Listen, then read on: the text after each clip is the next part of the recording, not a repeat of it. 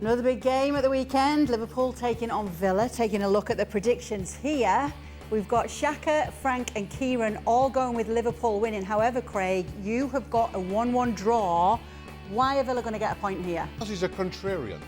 Well, I didn't know what the others selected, as Shaka well was. Although I am a bit of a contrarian, I'm not going to deny that. But one of the reasons is I'm a big fan of Unai Emery, like a lot of people. And they got a walloping at Spurs. They lost against Bruges. They haven't been playing as well.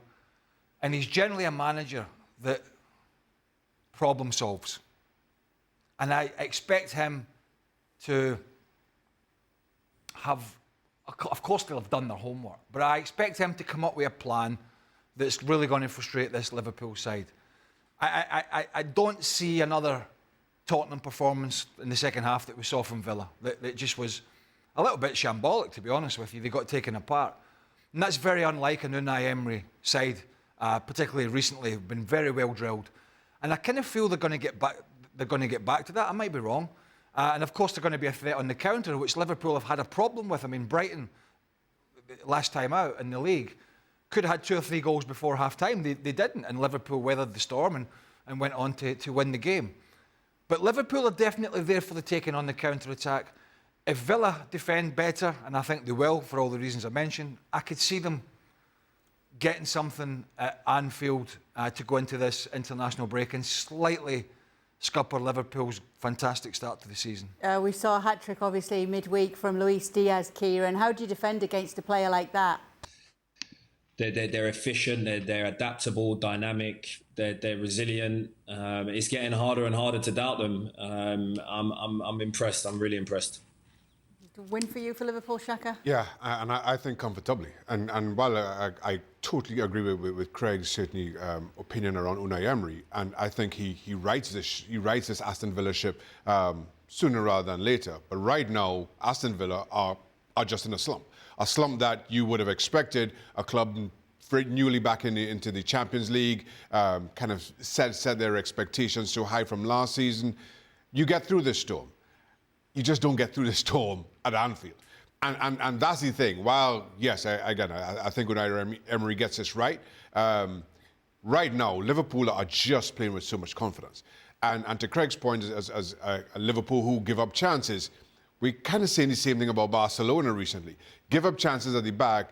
You don't take those, you weather the storm, and they will absolutely punish you. And that's the thing for me. You talk about Aston Villa, who, yes, we had a look at the goal they conceded, but the bigger point, Aston Villa did not score against Club Brugge. Not scoring against Club Brugge doesn't fill me with any confidence that they're going to get anything at Anfield. I was going to say that continues to be a tough schedule, but I suppose the easy game in there is Real Madrid, isn't it? Not Southampton. The way they're playing, and I know we'll get to them. But yeah, I think there was a lot of doubters. We all, I think myself included, not doubting Arne Slaughter, doubting Liverpool have good players, doubting whether they could continue to go and pick up these results, and they have thus far. So you've got to give them a lot of credit, and him. But there's going to be some bumps in the road. There's a few little bumps in the road. Talking about the doubters, Kieran, I've just been reminded that back in October, you said it would be third. They're finishing in the Premier League this season. It would be Man City, Arsenal. That's not outlandish. And then Liverpool. Not so outlandish, but I just wonder, now that we're in November, have you changed your mind on that? Do you know what? It's funny because Liverpool have gotten themselves in this position without really lifting up trees. Let's be honest. They haven't blown us away with their performances. They've just been really efficient, which either tells me that Arne Slot's either getting the optimal performance out of this team, or there's a lot more to come from them. And I don't know which one it is, to be honest. I can't work out whether this is they've hit their ceiling and this is the Liverpool that Arne Slot has, and this is what we're going to see, or whether they've got another gear.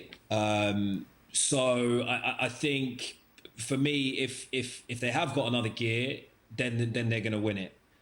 I think if they stay like this, there's a dip is never too far away in the Premier League, a blip, and they haven't had one yet.